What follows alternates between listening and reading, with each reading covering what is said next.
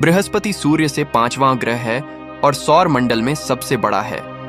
यह एक गैस दानव है जिसका द्रव्यमान सौर मंडल के अन्य सभी ग्रहों के कुल द्रव्यमान से 2.5 गुना अधिक है। इसे सौर मंडल का vacuum cleaner, Jupiter is vacuum cleaner of solar system भी कहा जाता है।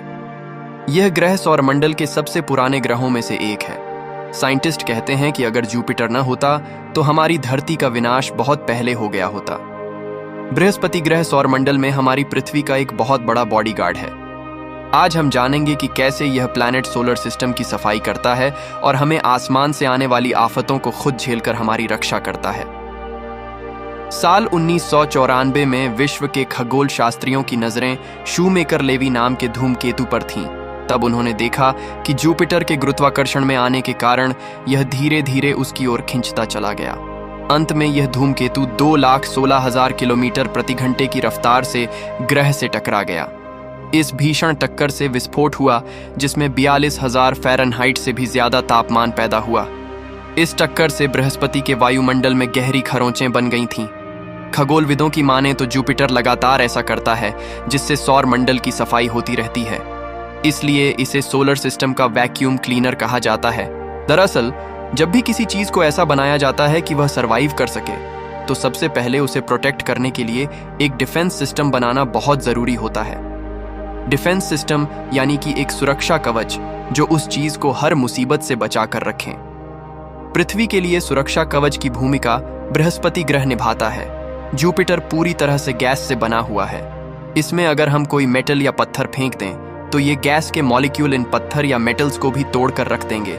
जुपिटर के गैस मॉलिक्यूल इतने ज्यादा डेंस हैं। जानकारी के मुताबिक सोलर सिस्टम के निर्माण की शुरुआत में बहुत बड़े गैस के गोले एक ही जगह ग्रेविटेशनल फोर्स की वजह से कोलैप्स हो गए थे।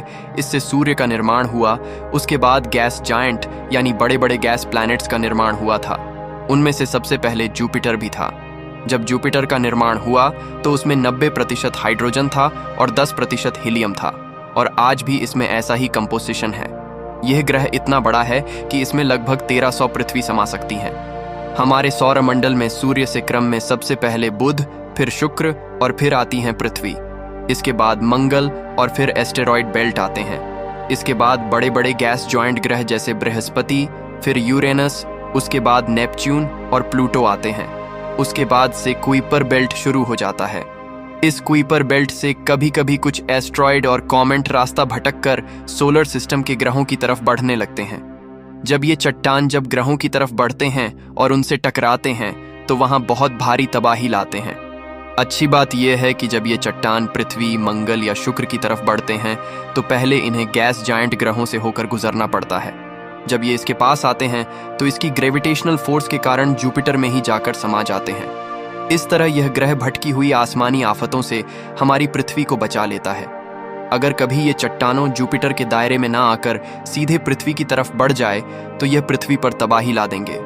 ठीक उसी तरह जैसे करोड़ों साल पहले पृथ्वी पर एस्ट्रॉयड के टकराने की वजह से डायनासोर का अस्तित्व ही मिट गया।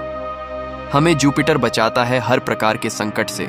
बृहस्पति ग्रह हर पल किसी भी प्रकार के एस्ट्रॉयड और कॉमेट जैसी चीजों से हमारे ग्रह पृथ्वी की रक्षा करता है, जिसके कारण से आज हमारा यह ग्रह सरवाइव कर पा रहा है। हालांकि वैज्ञानिकों के पास इसके खास प्रमाण तो नहीं है, लेकिन उनका मानना है कि अगर कोई एस्टेरॉयड धरती से टकरा गए तो आज से तकरीबन 6 करोड़ साल पहले धरती पर पाए जाने वाले डायनासोर की तरह हमारा भी अंत हो जाएगा।